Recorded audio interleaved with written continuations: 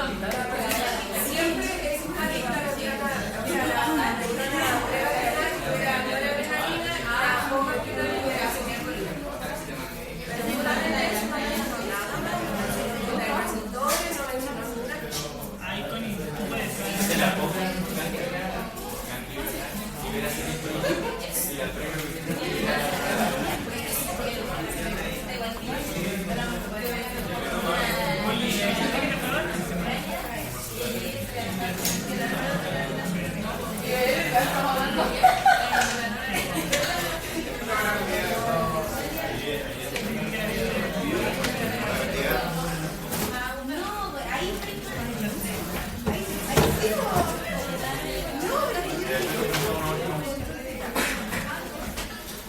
Hoy en la mañana pensé, me voy a bajar dentro de esta, queda más cerca, voy a caminar menos. Se me olvidó que tenía que ir a buscar al listo. Así que igual tuve que ir a los otros buenos.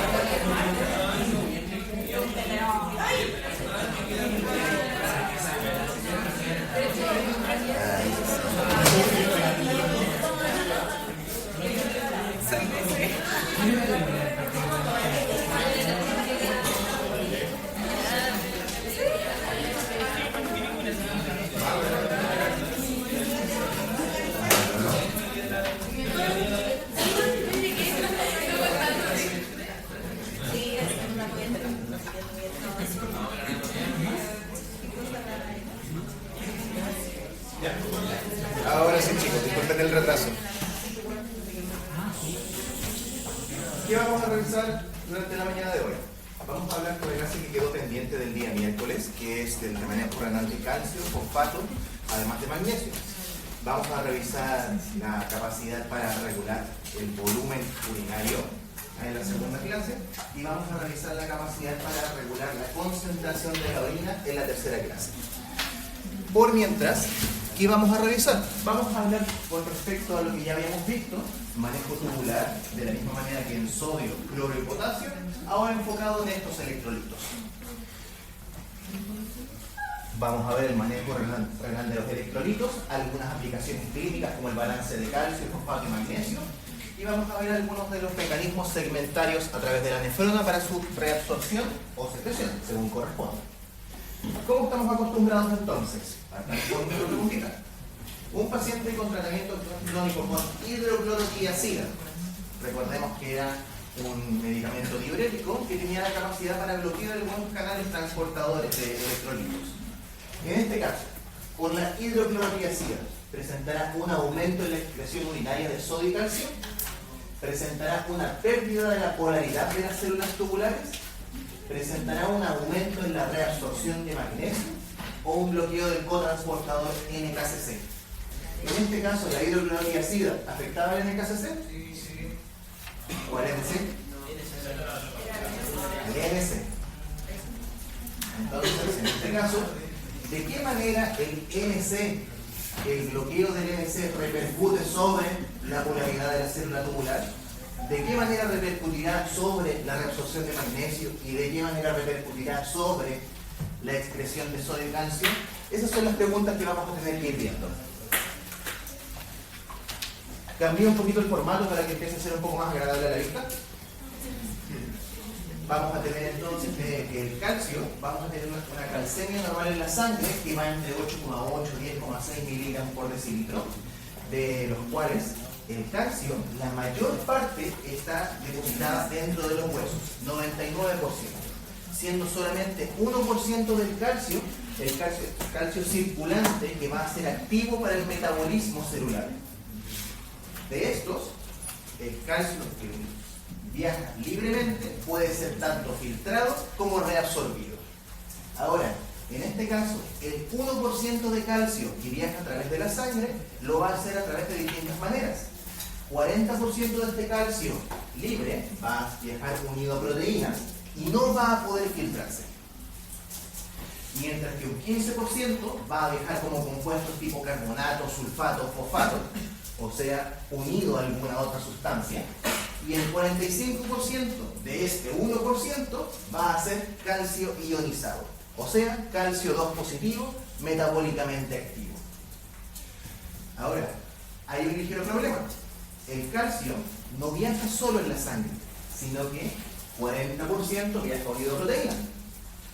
Pero ¿qué pasa si las proteínas están más altas o más bajas de lo que corresponde? Eso puede afectar la capacidad para transportar calcio. Entonces, cuando ustedes tengan que hacer un examen de calcemia a un paciente, tienen que considerar algo muy importante, que el calcio tiene que ser corregido dependiendo de los niveles de proteína, fundamentalmente los niveles de albúmina. ¿Por qué lento, profe? Porque viajan fundamentalmente unido a proteínas. Entonces, por ejemplo, si tenemos una calcemia de 8, el examen nos dice que tenemos calcio en la sangre de 8 miligramos por decilitro. Pongamos un valor que sea real para no confundirlos, 10 miligramos por decilitro. Y nos dice que tenemos una albuminemia de 3,5, 4 menos 3,5, 0,5. Por 0,8, 0,4. Entonces sería la calcemia real igual a la calcemia medida más 0,4. ¿Y qué pasaría si la albúmina estuviera especialmente disminuida? Por ejemplo, que la albúmina estuviera en 1. Si la albúmina está especialmente disminuida, 4 menos 1, 3. 3 por 8, 0,8, 2,4. Entonces nuestra calcemia real sería mucho mayor de la calcemia que nos muestra simplemente el examen. ¿De qué nos sirve esto? Porque si tenemos que hacer un manejo fino en un paciente que pueda tener hipoalbuminemia, tenemos que estar bien atentos a la cantidad de calcio. Porque si se sale del rango normal, como es un ion positivo, recuerden dónde habíamos visto que funcionaba el calcio, a nivel de la depolarización de los miocardiocitos y a nivel de la depolarización de las células de marcapaso. Entonces, si hay alteración del calcio, tenemos alteración muscular o alteración de la depolarización, algo bastante grave. Acá tenemos un resumen, lo mismo. Calcio ionizado, aproximadamente vamos a tener 4,7 miligramos por decilitro, que va a ser un porcentaje de 45% del total. Mientras que el calcio total va a ser aproximadamente de 8,8 a 10,6. Creo que si disminuía la albúmina, aumentaba ¿Qué va a estar la albúmina? 4 menos 1, 2,4. Entonces este número va a ser más grande y va a hacer que nuestra calcemia real sea mucho más alta de la calcemia que solamente nos dice el examen.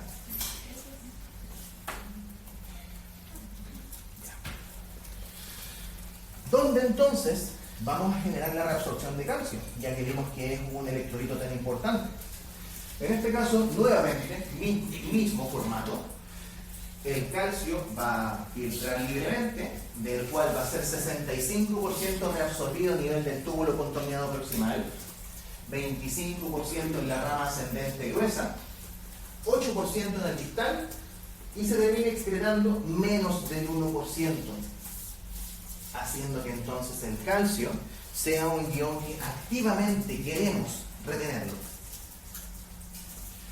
Porque pueden ocurrir algunos problemas si la calciuria está demasiado alta. Porque, ¿qué podría ocurrir si la concentración de calcio aumenta demasiado en la orina? Puede precipitar y generar cálculos. Entonces, la hipercalciuria, si tenemos una pérdida de calcio exagerada, se asocia al desarrollo de cálculos renales. O también cálculos vesicales, según corresponda. Si se forma en el riñón o si se forma en la vejiga. Ahora, veamos entonces qué pasa en estas zonas. Túbulo contorneado proximal, 20% vía transcelular y 80% vía paracelular.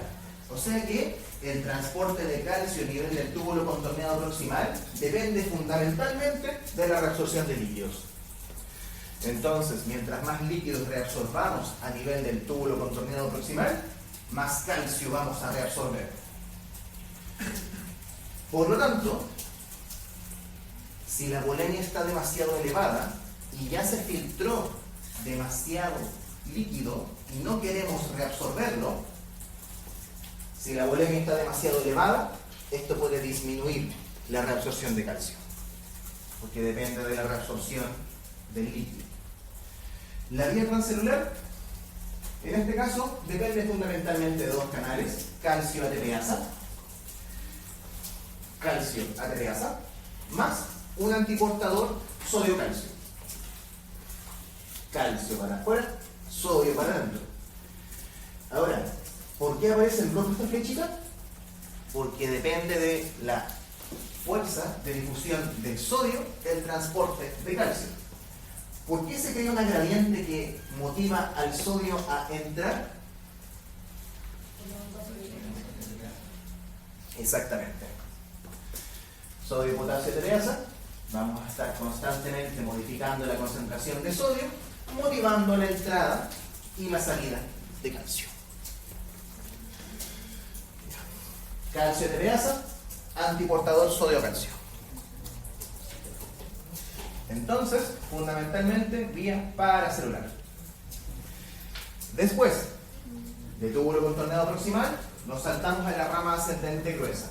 En este caso, el Boron dice que es fundamentalmente paracelular, pero el Guyton propone que es 50% paracelular y 50% transcelular. En este caso, los mecanismos tienen un poco más de sentido si los hablamos sobre 50% transcelular y 50% paracelular. Ahora, la vía paracelular tiende a ser un poquito más relevante que la transcelular en condiciones normales. Pero, en este caso, la vía transcelular va a ser sensible a algunas hormonas que se encargan de promover la reabsorción de calcio. De calcio en este caso. Como la PTH. Y también dijimos que en esta zona, la rama ascendente gruesa, teníamos los NKCC. Y los NKCC eran canales que podían ser bloqueados por el diurético de asa. Diurético de asa inhibe los canales de la rama ascendente gruesa del asa de Henle. Furosemida, fundamentalmente. Ahora, en este caso, dijimos 50% paracelular. Paracelular entra por la difusión paracelular, gatillado y estimulado por la carga luminal positiva que vamos a tener en la rama ascendente gruesa. Por lo tanto, si ocupamos furosemida, la furosemida tiene como efecto cortar esta carga positiva que se genera en la rama ascendente gruesa. ¿Por qué? Porque bloquea el NKCC. Entonces, como la furosemida impide que se forme esta carga positiva luminal, evita la reabsorción paracelular de calcio. Por lo tanto, la furosemida aumenta la calciuria, disminuye la reabsorción de calcio. Cuéntame. La bumetanida hace lo mismo. Todos los derivados de los diuréticos de asa hacen lo mismo. Ya. Por acá viene. Profe, tengo una duda. En caso de una hipoaluminemia, disminuye la PTH, por ejemplo, ¿toma más relevancia la vía paracelular o sigue siendo 50%? En este caso, si no tenemos estimulación de la PTH, más que nada paracelular. ¿Ya? Pero si tenemos activación de la PTH, va a ser más bien paralela. Por acá. Sí, profe, le había dicho que se disminuía la absorción de calcio y aumentaba qué cosa. La calciuria, o sea, la pérdida de calcio.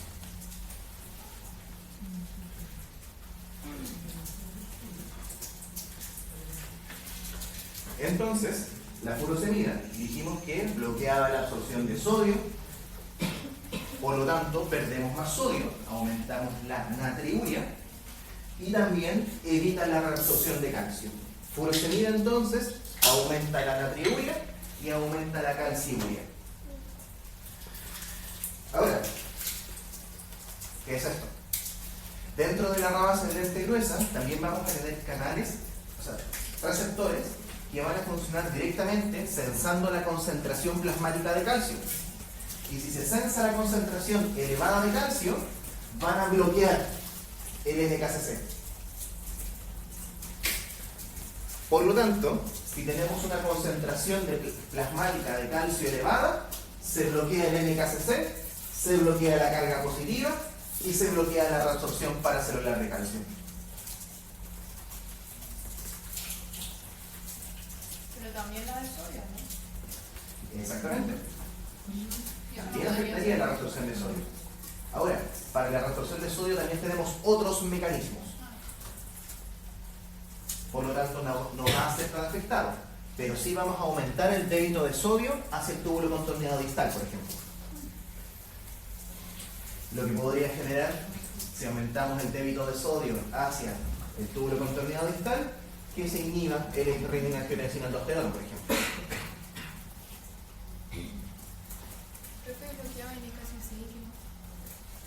Bloquean los canales ROMK. En este caso, el NKCC necesitaba de los ROMK para poder reciclar el potasio.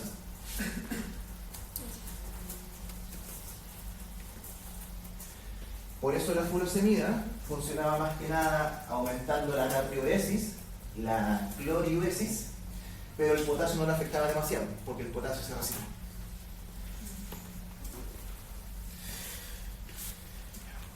Después, dijimos, túbulo contorneado proximal, rama ascendente gruesa, túbulo contorneado distal. En el túbulo contorneado distal va a ser fundamentalmente transcelular, a través de los canales epiteliales de calcio, también conocidos como ECAC, que no es muy popular esta denominación, así que habitualmente se les llama por su nombre molecular los TRPV. TRPV5 y TRPV6. Que son lo mismo, canales epiteliales de calcio.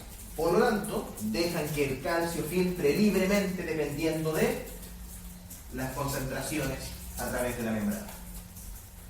Ahora, en este caso, también vamos a tener otros dos canales bastante relevantes. Vamos a tener una bomba de calcio. Vamos a tener una bomba de calcio ATPasa sola, una bomba de calcio antiportador con protones, y vamos a tener un canal de calcio que es NXC o NCX, sodio por calcio. O sea, un antiportador que intercambia calcio por sodio.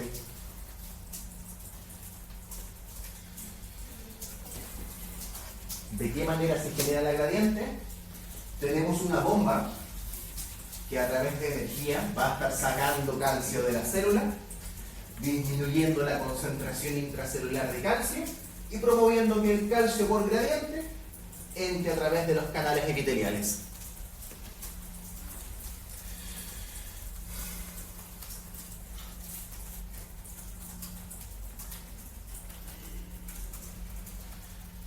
¿Paracelular? No hay mejoría paracelular acá.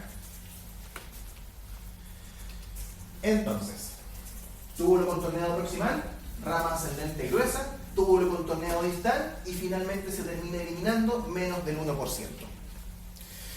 Ahora, ¿de qué manera podemos modificar justamente estos factores? Porque dijimos que había, por ejemplo, la concentración de calcio plasmática elevada disminuía la reabsorción. ¿Ok? Acá tenemos el resumen.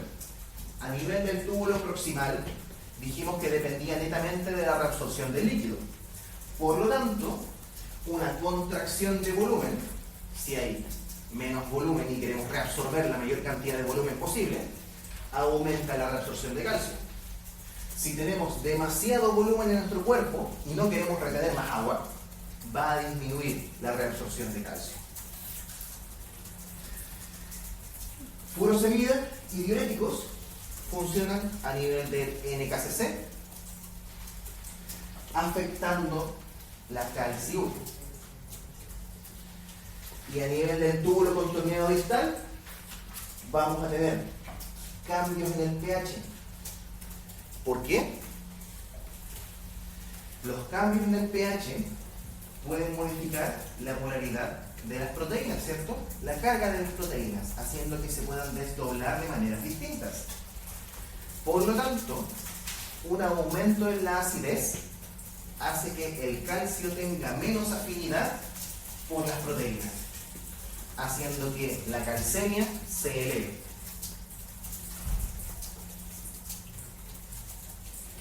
Así que si la acidosis hace que la calcemia se eleve, vamos a querer reabsorber menos calcio. Y la alcalosis, por el contrario, haría que la calcemia disminuya. Por lo tanto, vamos a querer reabsorber más calcio. Alcalosis y acidosis. Entonces, acidosis aumenta la concentración plasmática de calcio y alcalosis disminuye la concentración plasmática de calcio.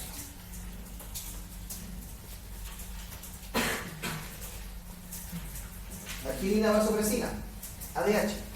Vamos a revisar los mecanismos un poquito más adelante y en la segunda sesión vamos a hablar un poco más extendidamente sobre la ADH. Vitamina D. La vitamina D funciona intrínsecamente promoviendo canales que fomentan la reabsorción de calcio. Los estrógenos, lo mismo. También es una hormona que promueve la reabsorción tubular de calcio. Por lo tanto, las mujeres que entran en etapa posmenopáusica pierden niveles de estrógeno. Y si pierden niveles de estrógeno, pierden capacidad para reabsorber calcio. ¿Y qué enfermedad es característica de las mujeres posmenopáusicas? La osteoporosis. Ahora, aquí viene algo raro, lo que les había mencionado anteriormente, que los diuréticos tiacídicos, como la hidroclorotiazida, tenían un efecto contrario a la de la furosemida, generando que se aumente la reabsorción de calcio. Por lo tanto, la furosemida bajaba la calcemia y la hidroclorotiazida subía la calcemia. ¿Por qué mecanismos? Lo vamos a ver en breve. ¿Profe? ¿Por los estrógenos, entonces los hombres tendrían menos reabsorción de calcio? Los hombres van a tener otros mecanismos prioritarios para la reabsorción de calcio. Entonces el hombre va a poder mantener igual su calcemia y su calciuria baja, su calcemia normal y su calciuria baja, Pero una mujer que entra en etapa posmenopáusica, súbitamente uno de los pilares que mantenía su calcemia se derrumbó. Y que lleva probablemente 50 años manteniendo la calcemia. Factores que aumentan la reabsorción, dijimos que la PTH y la vitamina D podía aumentar la reabsorción. ¿De qué manera? La PTH estimula los canales que sirven para la reabsorción de calcio, estimula el TRPV5, el canal epitelial de sodio, o sea, disculpen, de calcio, el ECAC, y aumentaba los intercambiadores sodio por calcio. Además, que presenta un aumento en las calvindinas. ¿Qué son las calvindinas?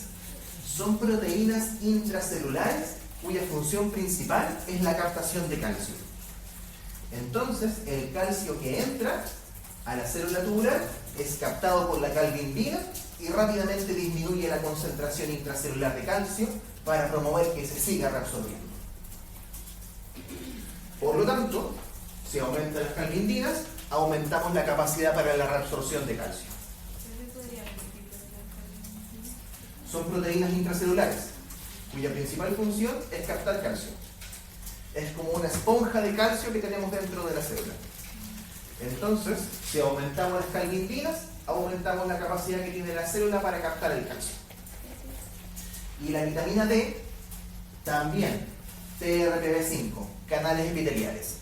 Por lo tanto, PTH y vitamina D funcionan a nivel del túbulo contorneado fundamentalmente distal, TRPV, NSX, TRPV, aumentando la reabsorción de calcio.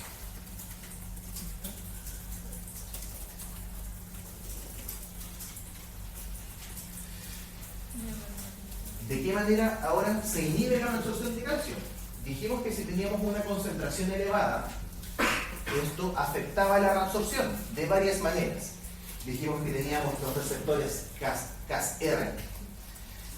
¿Qué eran los CAS-R? Receptor detector de calcio.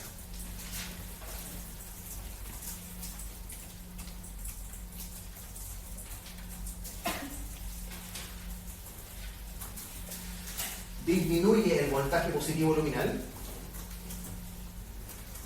porque dijimos que el CAS-R bloquea el NKCC. Y también el aumento en la concentración en el capilar peritubular, en este caso, que sería sangre, de calcio, disminuye la permeabilidad paracelular, porque ya no habría una gradiente tan grande para que fuese reabsorbido.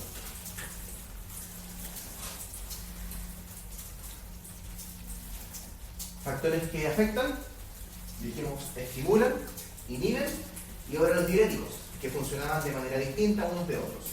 Furosemida. Dijimos que la furosemida inhibe el NKCC. ¿Ok? Y la inhibición del NKCC inhibe el voltaje positivo luminal y se afecta en la reabsorción paracelular. Pero ¿qué pasa con la hidroclorotiazida? ¿Por qué ocurre el mecanismo al revés? En este caso, la hidroclorotiazida inhibe el cotransportador NC. Si se inhibe el cotransportador NC, también llamado cotransportador electroneutro, se evita la entrada de cloro y la entrada de sodio hacia la célula tubular, generando que la célula se hiperpolarice. ¿Por qué la célula se hiperpolariza si estamos evitando que entren células negativas? O sea, disculpen, que entren cargas negativas a la célula. ¿No debería depolarizarse? Con la bomba. ¿Por qué? ¿La bomba sodio-potasio es electroneutra? 3 sodio, 2 potasio. No es electroneutra. Activamente estamos sacando cargas positivas de nuestra célula. Entonces, si por un lado estamos evitando que entren cargas a la célula y por el otro lado estamos manteniendo la salida de cargas positivas de la célula, ¿qué va a pasar con la carga de la célula? Va a disminuir. Entonces, si la célula se hiperpolariza, está más negativa,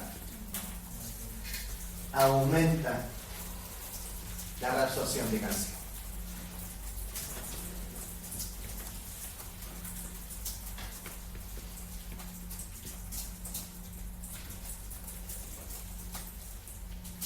No les voy a mentir, ayer estuve por lo menos una hora buscando por qué la hiperpolarización generaba aumento de la reabsorción. Porque yo sabía, sí, genera hiperpolarización y eso aumenta la reabsorción. Pero ¿por qué se hiperpolariza la célula si se inhibe la entrada de cloro? Por esto. El sodio de potasio sigue constantemente sacando cargas positivas. Cuéntame. ¿No hay nada que regule a la bomba sodio-potasio? La bomba sodio-potasio va a seguir funcionando. Pero es que por eso, me acuerdo que cuando veíamos el sistema nervioso, las bombas sodio-potasio son las que devuelven el potencial de acción a la normalidad. Pero en este caso, las bombas sodio-potasio están fundamentalmente en la membrana vasolateral. ¿Ya? No están por toda la célula. Entonces, como que no reciben el feedback de lo que está pasando en el problema. Exactamente. Ya. Gracias. Entonces la hiperpolarización no es tanto entre esta membrana y esta, sino que es entre esta membrana y esta. Pero como aquí igual aumenta el potencial negativo, acá queda un poco más positivo, menos negativo, de menos 10 a menos 65. Lo que igual hace que pasen cargas positivas de acá para acá. A pesar de que acá están cero. ¿Por acá? ¿Esto afecta a la reabsorción de los otros electrolitos? Puede afectar la reabsorción de los otros electrolitos, principalmente porque si tenemos tiacida que bloquea el transporte del sodio y cloro, vamos a tener aumento del sodio a nivel distal. Si tenemos aumento del sodio a nivel distal, puede afectarse el eje renina-angiotensina-aldosterona, inhibiéndose. Esto inhibe la hidroclorotiazida. La hidroclorotiazida bloquea el NSH Inhibe y podría desactivar parcialmente el eje renina-angiotensina-aldosterona al aumentar el débito urinario al túbulo contorneado distal. Porque acuérdense de que la mácula densa sensaba la disminución de sodio. ¿Sucedería tanto con los tiacídicos como los furosemida? La furosemida, acuérdate, aumenta la eliminación de calcio, porque se bloquea la carga positiva, mientras que la hidroclorotiazida aumenta la reabsorción de calcio. No, sí, profe, pero me refiero que la inhibición del sistema renina-angiotensina-aldosterona se vería disminuida Sí. tanto con estos dos medicamentos. Exactamente. Podría haberse disminuido con ambos medicamentos. Ahora, para el tratamiento, por ejemplo, de la hipertensión, se le da IECA a las 2, como dijimos. ¿Y qué otro medicamento se le puede dar? Diuréticos.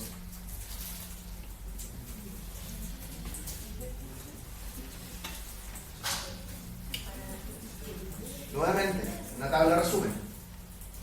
Disminución de la excreción de calcio, o sea, queremos perder menos calcio, aumento de la hormona paratiroidea, disminución del líquido extracelular, disminución de la presión arterial.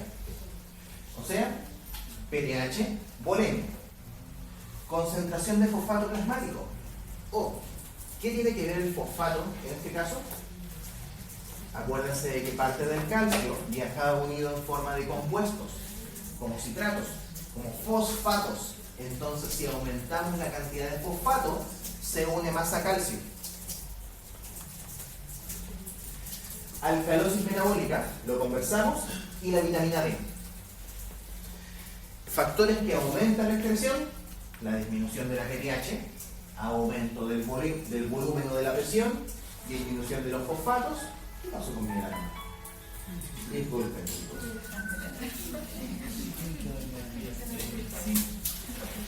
Y finalmente, la acidosis metabólica.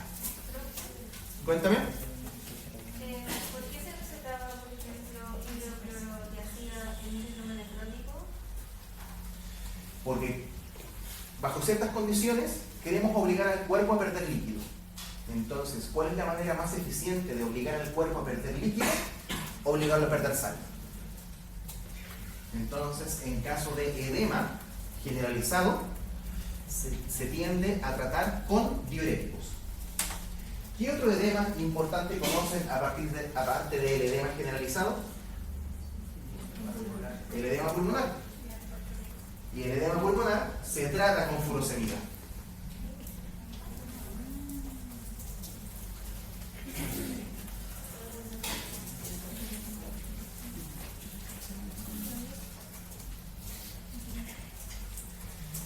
Entonces, a partir de la baja de los niveles de calcio, aumenta la PTH. El aumento de la PTH, una función extrarrenal, sería el aumento de la liberación ósea de calcio. Acuérdense.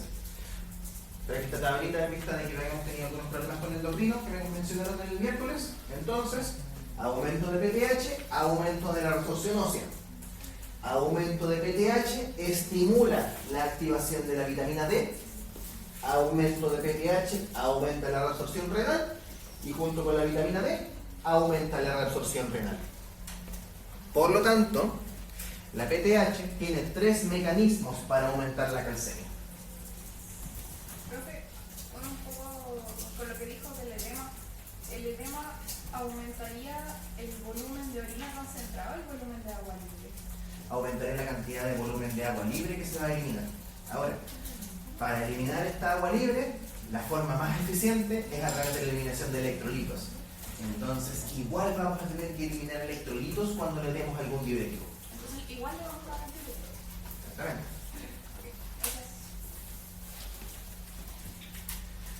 Porque lamentablemente tenemos muy poca capacidad como médicos para promover la pérdida de líquido, aparte de los diuréticos.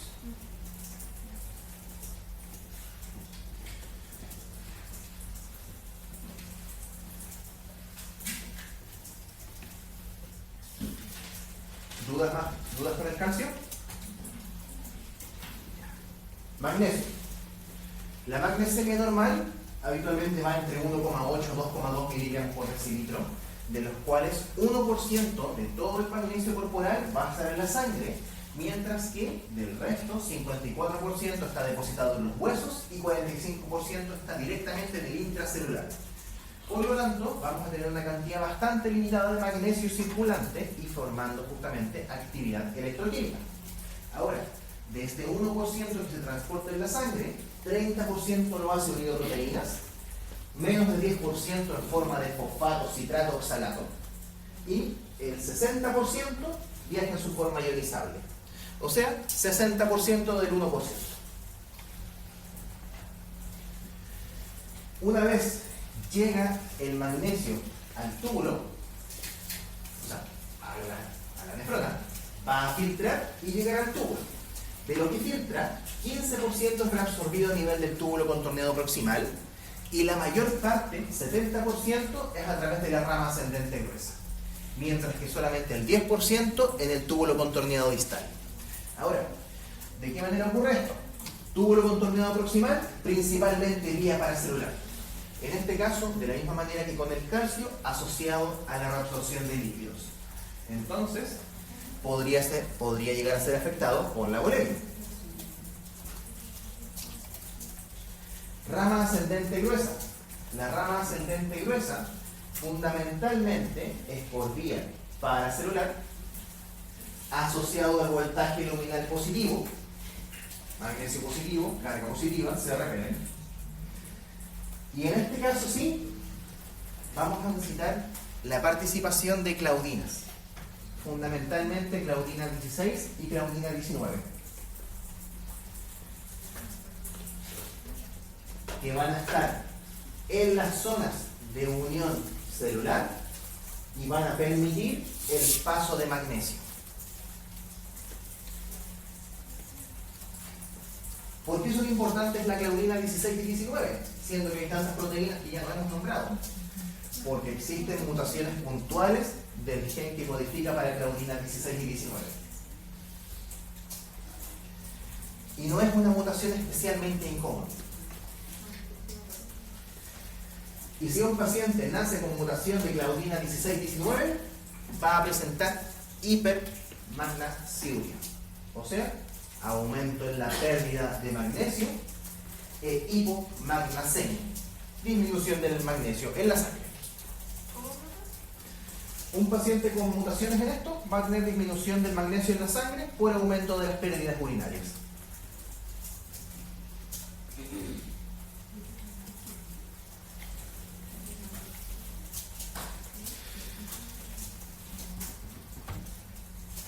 Rama ascendente gruesa, entonces. Túbulo contorneado proximal, principalmente, acuérdense, 70% acá, por vía paracelular. ¿Cómo era un tiempo antes, la distribución de la reabsorción a lo largo de la neurona? 15% acá, túbulo contorneado proximal, 70% a nivel de la rama ascendente gruesa. Entonces el 70% va a depender de las claudinas. Si las claudinas no funcionan, 70% de la reabsorción se empieza a perder.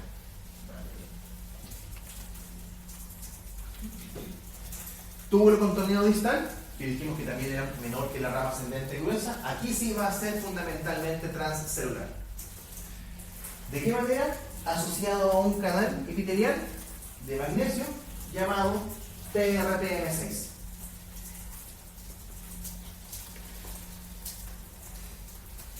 ¿Y qué pasa con la vía basal?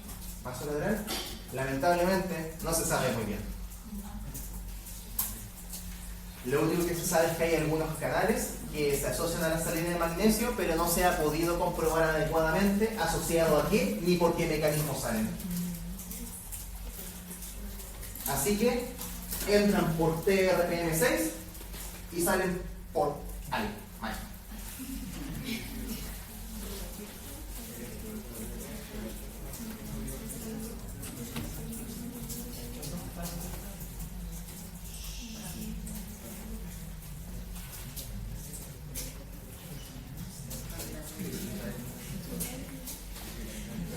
Entonces, regulación de la excreción de magnesio. Bastante similar a la regulación de la excreción de calcio. En este caso dijimos que tuvo el contorneado proximal fundamentalmente asociado a la reabsorción de líquidos, rama ascendente gruesa fundamentalmente paracelular y túbulo contorneado distal fundamentalmente transcelular. Entonces, a nivel del túbulo contorneado proximal, las alteraciones de volumen pueden modificar la reabsorción de magnesio. Luego, a nivel de la rama ascendente gruesa, que también dijimos que era fundamentalmente paracelular, asociado a la carga positiva y asociado a las calvindinas, entonces cualquier cosa que aumentaba la reabsorción de calcio va a aumentar la reabsorción de magnesio. PTH, calcitonina, ABP, ADH, alcalosis. Mientras que la van a disminuir la reabsorción, furosemida de los diuréticos, manitol, que es un fármaco osmótico que sirve para alteraciones de la osmolaridad plasmática, y también la van a inhibir las concentraciones de magnesio de calcio elevadas. Y a nivel del túbulo contorneado distal, que dijimos que era fundamentalmente vía transcelular, nuevamente PTH, calcitonina. Y como mismo calcio, estrógeno, vitamina D, alcalosis metabólica. Acá el magnesio está dependiendo un poco de las concentraciones de calcio. ¿Pasa al revés? No. El magnesio va a depender más que nada del calcio, pero el calcio no va a depender del magnesio.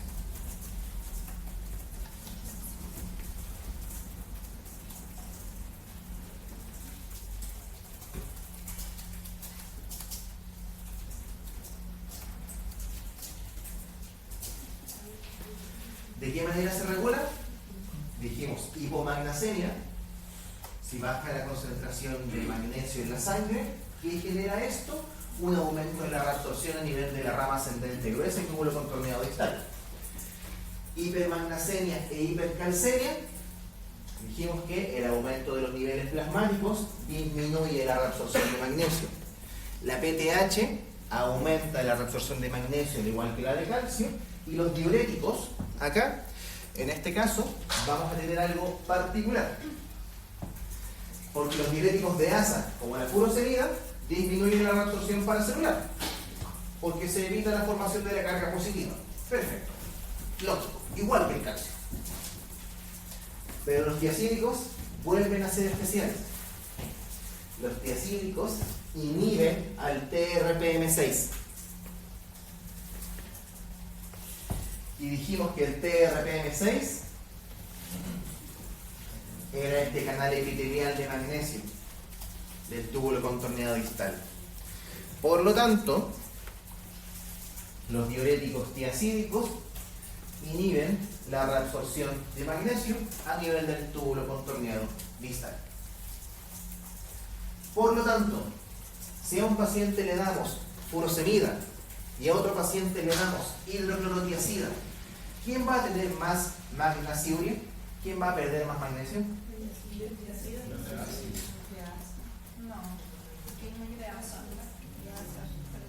¿De asa? Porque 70% se reabsorbe a nivel del asa. Acuérdense. Entonces, ambos mecanismos van a aumentar la pérdida de magnesio, pero si afectamos a nivel de la rama ascendente gruesa, como ocurría ahí la mayor parte de la reabsorción, vamos a tener mayores pérdidas.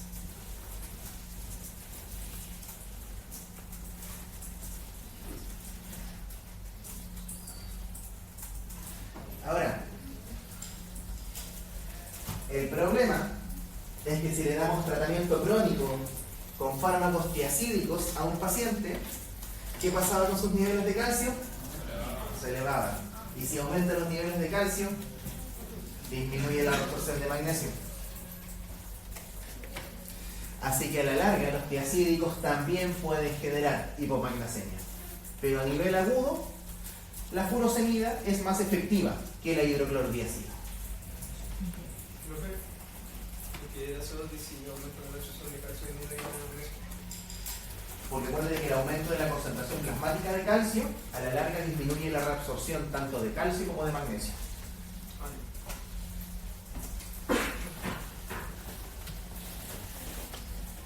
Fosfato. Los fosfatos son sustancias que también vamos a poder encontrar libres en nuestra sangre y acumuladas a nivel óseo. La fosfatemia normal va a ser de 2,5 a 4,5 y el transporte de la forma libre directamente en la sangre va a ser 10 a 15% unidos a proteínas, 40% en forma de complejos catiónicos y 50% en forma de fosfatos libres. Ahora, los fosfatos libres van a ser más de uno solo. Van a ser distintas formas de fosfato influenciados por el pH plasmático. En este caso, los fosfatos van a ser reabsorbidos fundamentalmente a nivel del túbulo contorneado proximal, presentando una excreción que va a variar dependiendo de la ingesta de fosfatos en la dieta, que puede ir del 5 al 20%. Entonces, parece que aquí es un poco más sencillo. Fundamentalmente, túbulo contorneado proximal por vía transcelular. ¿De qué manera lo hace a través de la vía transcelular? A través de transporte activo secundario asociado a la gradiente de sodio con cotransportadores sodio-fosfato. Tenemos distintas isoformas dependiendo del tipo de fosfato que vamos a querer ingresar. Negativo, 2 negativos. Y en este caso, nuevamente, tenemos algunos problemas. Porque si bien la entrada apical es a través de los cotransportadores sodio-fosfato, la salida vasolateral no se sabe por qué motivo.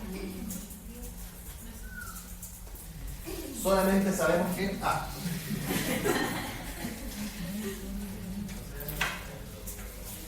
solamente sabemos que ocurre reabsorción de fosfatos a nivel apical, pero no sabemos por qué mecanismo vasolateral ocurre.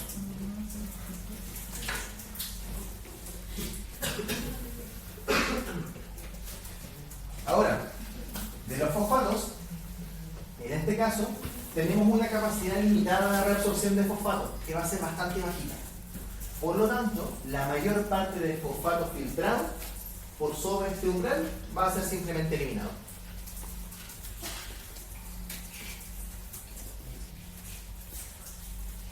Por lo tanto, el fosfato es algo que activamente queremos eliminar de nuestro cuerpo. ¿Por qué? Porque en ciertas enfermedades que evitan la pérdida del fosfato se puede generar precipitación. Por ejemplo, en caso de enfermedad renal crónica avanzada, si el paciente tiene tan poca función del riñón que no puede eliminar calcio y no puede eliminar fosfato y sube la calcemia y la fosfatemia, el calcio y el fosfato, como están tan altos, pueden precipitar,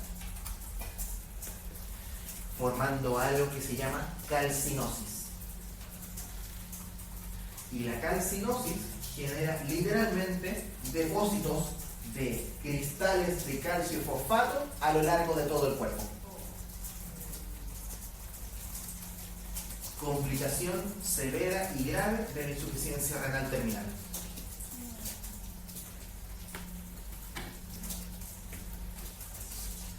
Entonces son pacientes que literalmente no pueden mover el cuerpo porque todo les duele, porque tienen cristales de calcio por todos lados. Profe, ¿cómo se llama eso? La calcinosis. Calcinosis. Gracias. Existen distintos tipos de calcinosis, por ejemplo la condrocalcinosis que habitualmente afecta a los cartílagos, donde los cartílagos se osifican, o la calcinosis diseminada que se depositan algunos cristales en distintos lados.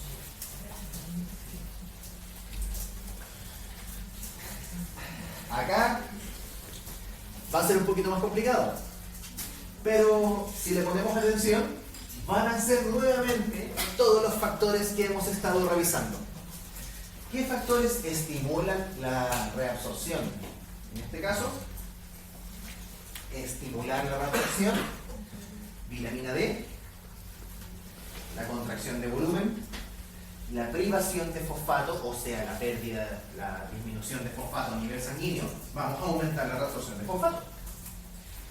Alcalosis, hormona del crecimiento, e hipocalcemia. Entonces, la baja de los niveles de calcio promueve la reabsorción de fosfato. Y de la misma manera, el aumento en la cantidad de calcio a nivel sanguíneo inhibe la reabsorción de fosfatos. O sea que podríamos de esta clase interpretar que el calcio va de la mano con sus dos primos pequeños, el magnesio y el fosfato. Profe, ¿por qué la hiperpotasemia no está considerada para el aumento de la reabsorción? Porque la hiperpotasemia tiene que ver más que nada con la activación de la aldosterona. Acuérdense que la aldosterona se activa directamente por la elevación de los niveles de potasio. ¿No se activa el eje? Se modifica la reabsorción de sodio, se modifica la reabsorción de líquidos, se modifica la reabsorción de líquidos, se modifica la reabsorción del túbulo contorneado proximal, de calcio, magnesio y fósforo. Fosfato. Así que todos estos mecanismos que hemos visto en las clases del miércoles y en esta clase están todos relacionados. Por eso, cuesta entenderlo.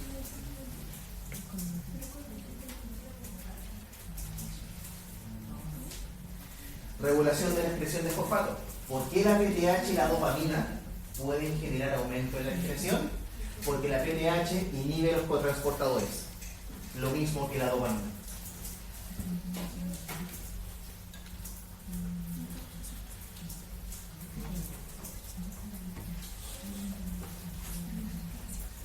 ¿Dudas hasta acá? Cuéntame. Más que más final, como a nivel de prueba, hay que aprender siempre. Al final funciona cada transportador de las partes de los tubos. Sí. Que hay que aprenderse qué transportadores hay en qué parte de los tubos. Sí. ¿Y el nombre? O sea, si yo les pregunto sobre el transportador NKCC, ustedes tienen que saber que es un transportador que transporta N, K, C y C. Pero por ejemplo el NAPI. ¿Los sodio fosfato? Sí. Yo diría, si bloqueamos la función de los cotransportadores sodio-fosfato, por ejemplo. Ya, pero no les voy a poner el cotransportador N/P, su función es, no, les voy a decir, el cotransportador sodio-fosfato tiene por función tanto. ¿Qué pasa si lo alteramos? ¿Qué pasaría con los niveles sanguíneos, por ejemplo, de este electrolito? Y hay que aprenderse si el nombre largo o el nombre corto. Por ejemplo, el CL aniones o el CMC26A. Nombre corto. Ya, gracias. No hay que aprenderse el nombre molecular de todos estos transportadores, Ya. porque a veces tenemos más de una isoforma que van a ser bastante similares. Ahora, si son lo suficientemente distintas, yo voy a mencionar, por ejemplo, los TRPV5 versus los TRPV6. Ya. Los TRPV de calcio.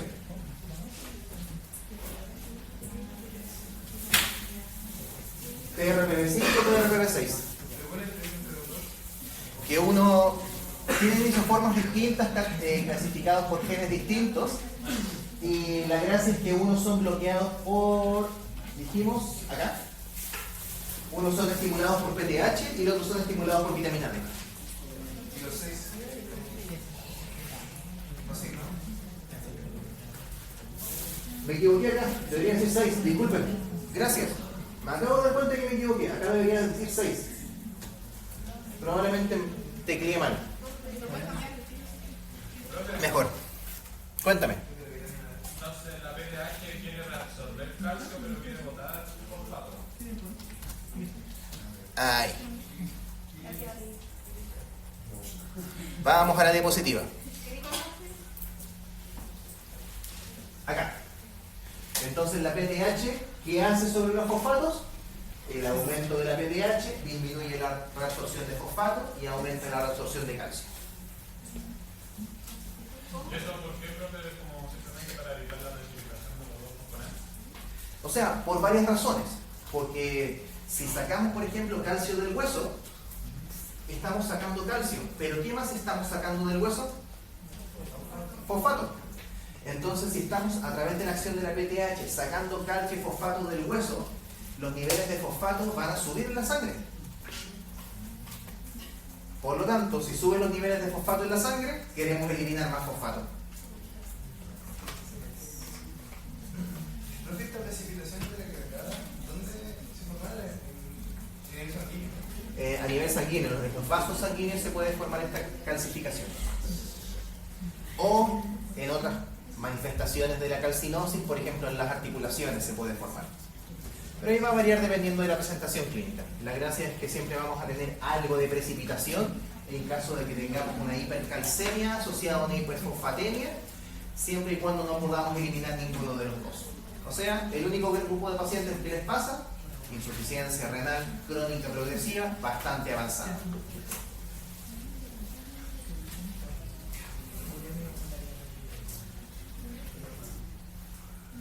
¿Ok?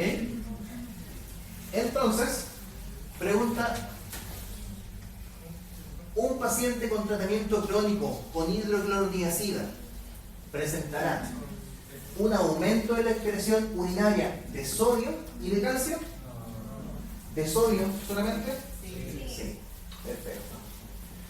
¿Una pérdida de la polaridad de las células tubulares? Vamos a perder la polaridad positiva entonces de la rama ascendente gruesa. ¿Un aumento en la reabsorción de magnesio? Disminuye la reabsorción de magnesio. ¿Un bloqueo del cotransportador NKCC? Del NC.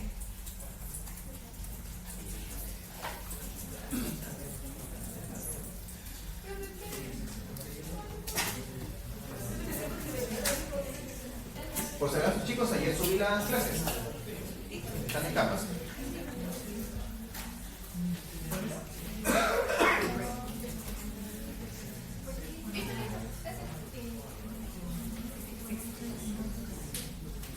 ¿Dudas sobre esta primera clase?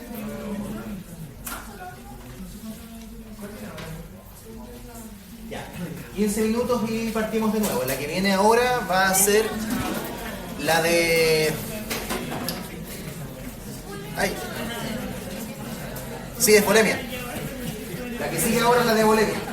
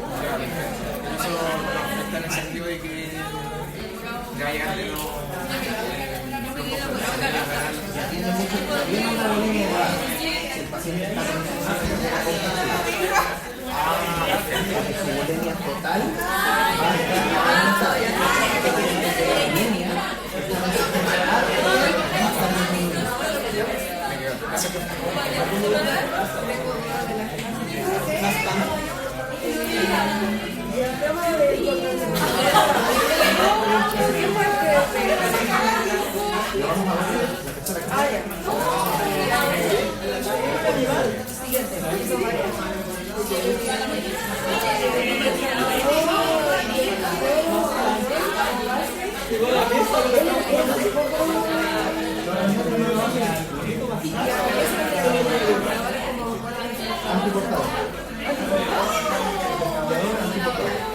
Yo no sabía si era un transporte o una onda.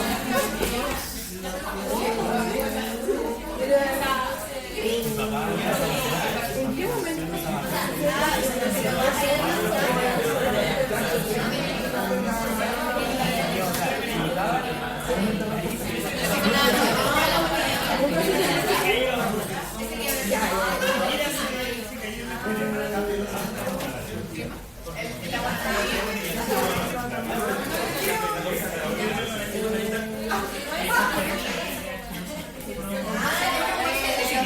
La pregunta es, por ejemplo, la mácula densa, la densa es el contenido del tubo motoconductor o el aparato que está en la entre la rama cerebrosa y el es el punto donde se intercambia la rama cerebrosa y el tubo. Sí, entonces esa es lo que está en el pulmón. Ahí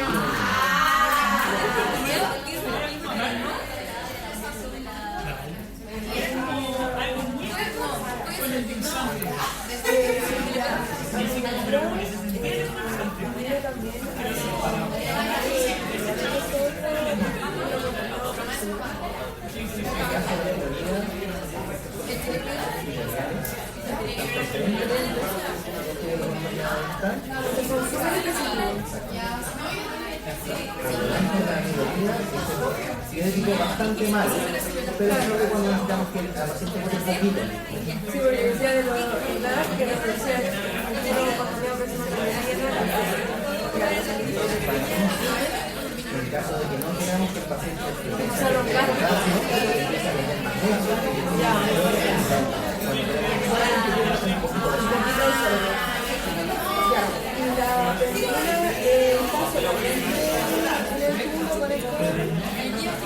ya, entonces como que voy a intentar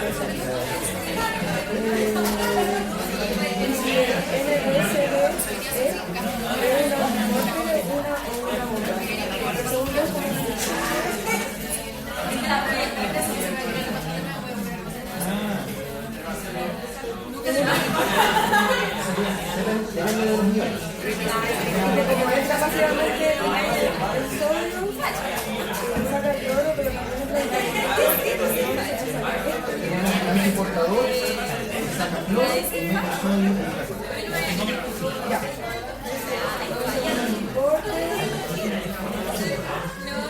Y todos los canales de cloro que salían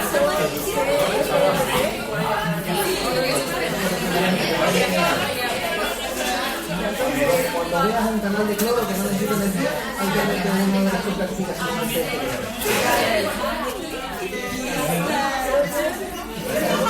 páncreas, está en el pulmón, está en el intestino, ya, era asociado. Gracias.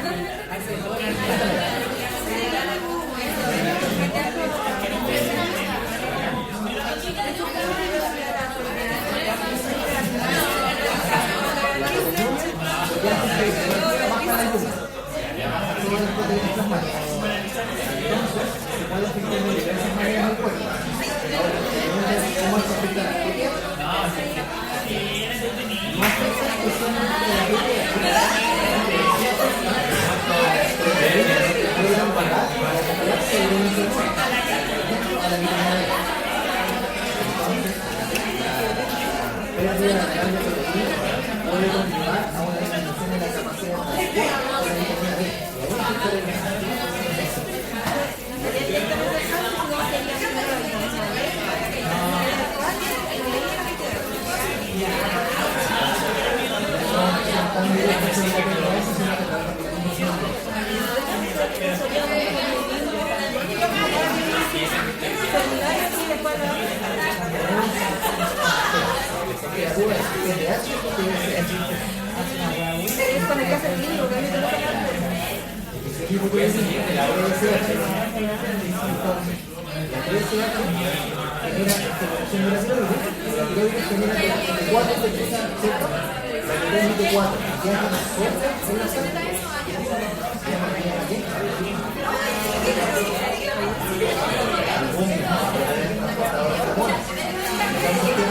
capacidad de transporte de tren por esta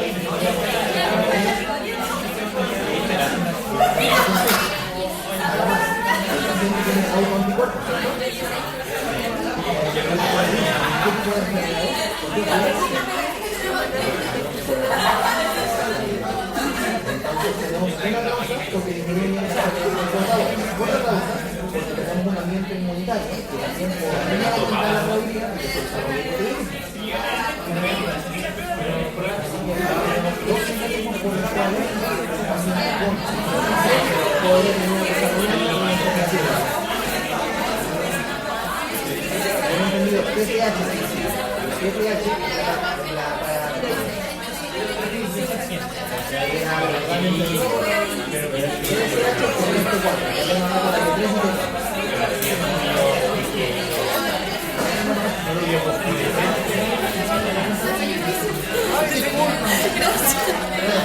No se preocupe.